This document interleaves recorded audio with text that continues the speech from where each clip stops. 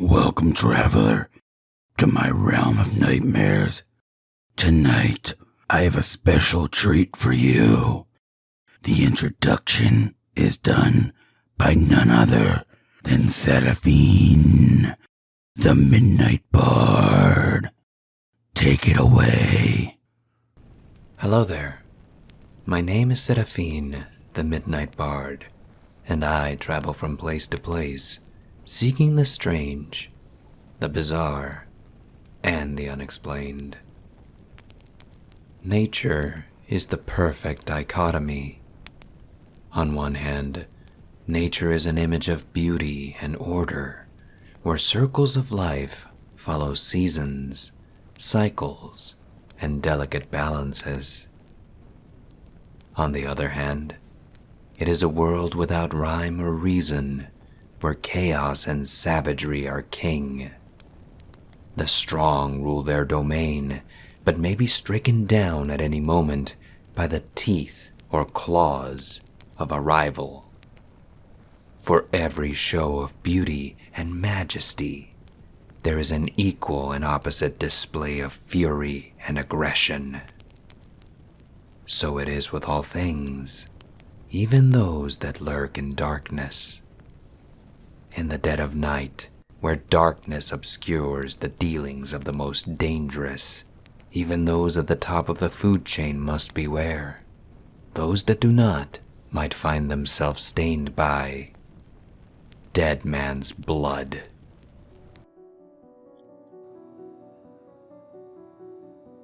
Beep, beep. The chime of my phone went off. I was not sure who could be messaging me at this hour. I rubbed the sleep from my eyes, and I put on my glasses.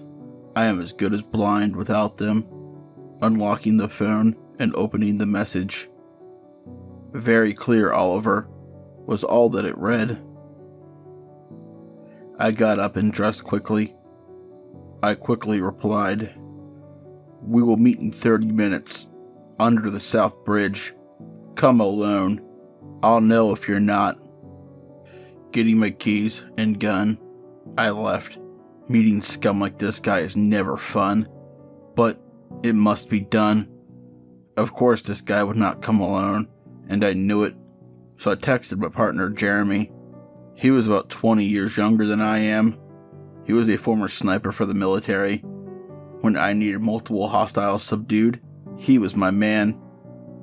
It only took me and Jeremy about 10 minutes to arrive. The rest of the time, we got into position and got ready for whatever shit we were about to step into. Much like clockwork, I could hear the sound of his vehicle stopping not too far from the bridge. At least 3 occupants of the vehicle got out and shut their doors. Not more than a second later, I heard Jeremy call over the radio. "Oliver, 3 hostiles exited the vehicle. I have them in my sights. Let me know when to take the shot and I will subdue them." Right after we finished, the van pulled up and the target got out. Drake Ashmore stood over 6 feet tall, had onyx hair. He wore all black, including a trench coat. If this were a movie, he'd be your cliche villain.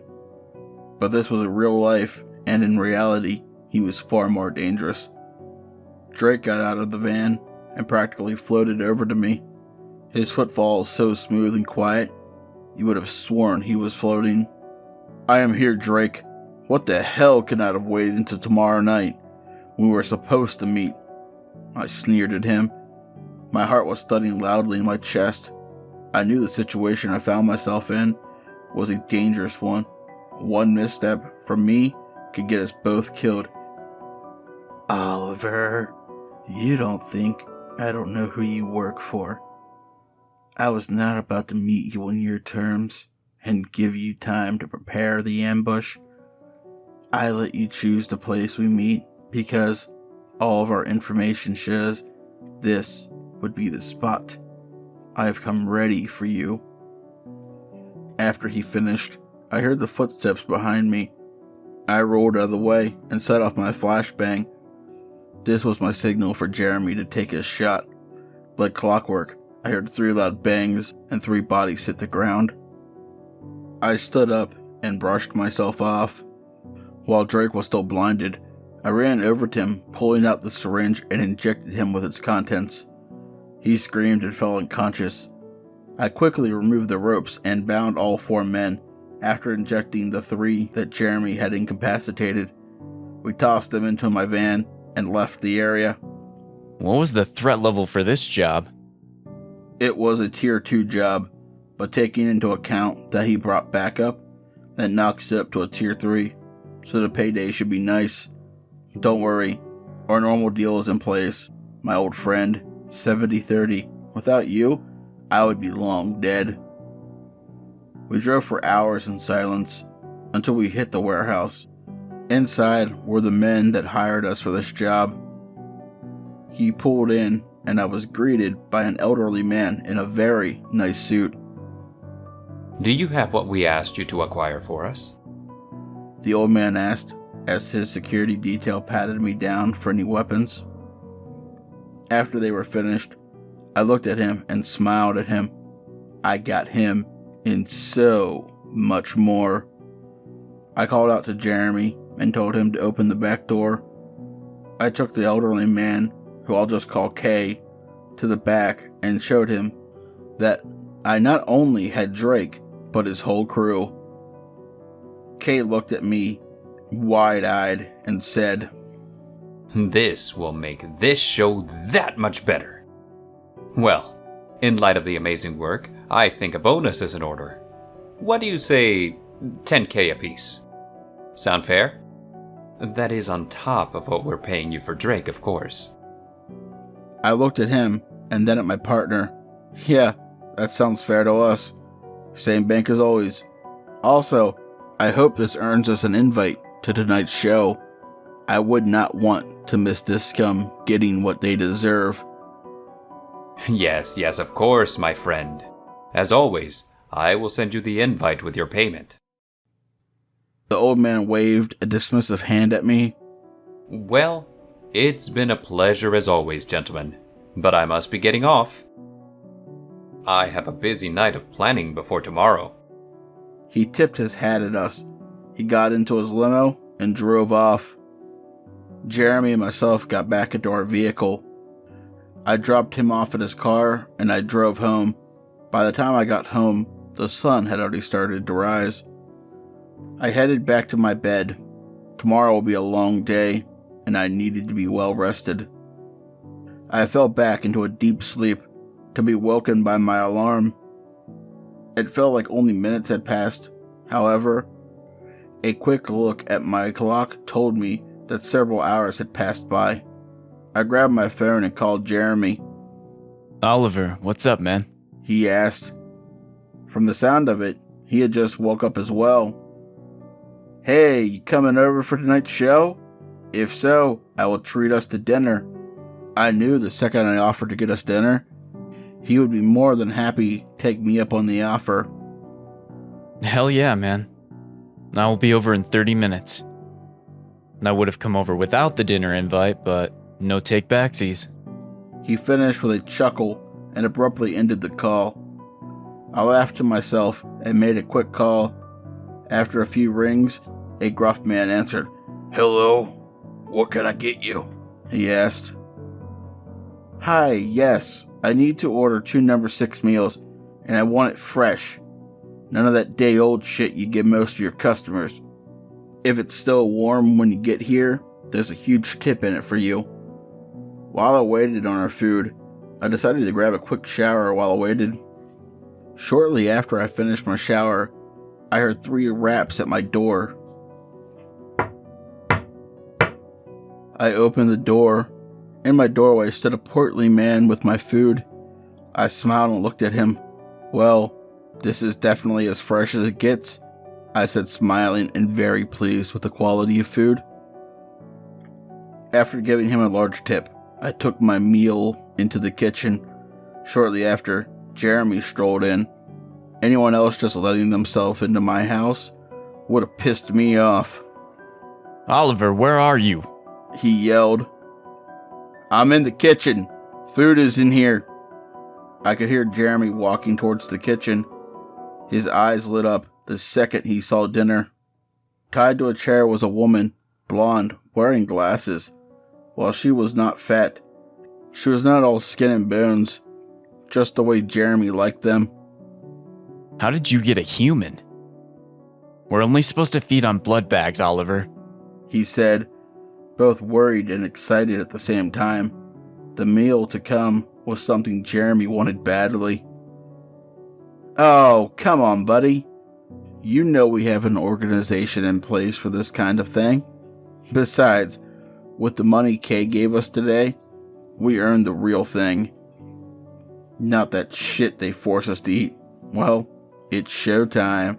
Let's take our meal into the living room. We sat in the living room, one wrist of the human in my hand, the other in Jeremy's. We watched as Kay brought Drake and his crew onto the stage for tonight's show. Kay started to speak.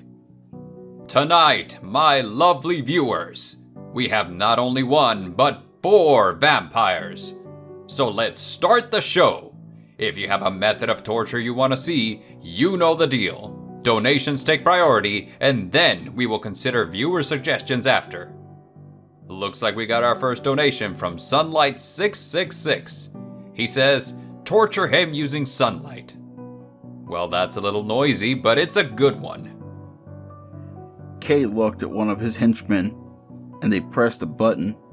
The sunlight slowly directed at the vampire, a little at a time, leaving the skin a charred black. It moved up the body until the vampire stopped screaming. He exploded all over the stage. Well, that was funny. Let's see what the audience has in store for the next one. Use religious paraphernalia. I'm not sure that'll work, but hey, it's worth a shot. Another henchman rolled in a cart full of holy water and crosses. The vampire squirmed as they got closer. It looked like this would do something. They set crosses on different parts of his body. The skin could be heard sizzling under the holy objects. They grabbed a funnel and poured the holy water down his throat. Once the entire bottle of holy water was inside the vampire, it had an acidic effect. The vampire melted from the inside out. After it was finished, Kay looked at the camera and said, Well, folks, looks like we just made a vampire smoothie. Bring on the next guest. Kay stated. They wheeled in the last member of Drake's crew. Looking at the computer, Kay said, Looks like they want to see if a vampire can die of blood loss. Kay pressed a button, and the bed the vampire was strapped to slowly tipped backwards until the vampire was hanging upside down. Kay walked over and cut the throat of the vampire and watched as the blood quickly flowed from the body. After about an hour, they checked and the blood had stopped flowing. The vampire was not dead. Looks like bleeding them out does not kill them. It only incapacitates them. Oh well. Kay staked the vampire and it burst into flames. Now it's time for the main event, Kay said as they wheeled out Drake. For this one, we will take our time as he is our main event. First, let's start with the holy water. Kay pulled out a turkey baster, filled it with holy water. He put it in both of Drake's eyes. The screaming that emanated from him was guttural. Once Drake calmed down, Kay spoke again. My boys could use a little target practice, but for this one, we will be using a BB gun. However, the BBs will be made of silver and dipped in dead man's blood. This should be fun, Kay said with a smile. Gentlemen, if you will. But please, avoid hitting the heart. We can't kill him too fast. 2 men came up and started shooting BBs into Drake. His screams were so horrible, it was hard to believe they came from something that used to be human. After they were finished, Kay looked at the audience, smiled and winked, Well, it looks like it's time to bring the show to an end. Pressing a button, he opened the ceiling and let the sunlight finish the job. Shortly after ending the show in his normal fashion, my cell phone began to ring. "Hello?" I answered, knowing who it was on the other end. It's me. I have another job for you. Seems we have a pair of ghouls that have been causing trouble for people in a town near you. Capture them for our next show. Kay finished with a laugh. "Of course, Kay. I will leave immediately." I looked over at Jeremy and said, "We got another one. You down for one more, partner?"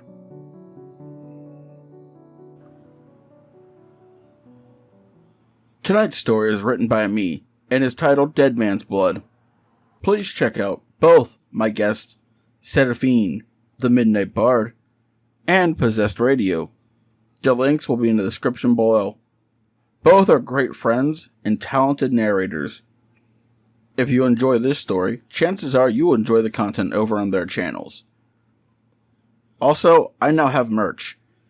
If you would like to walk around representing my realm and gathering me new travelers, the links will be in the description below.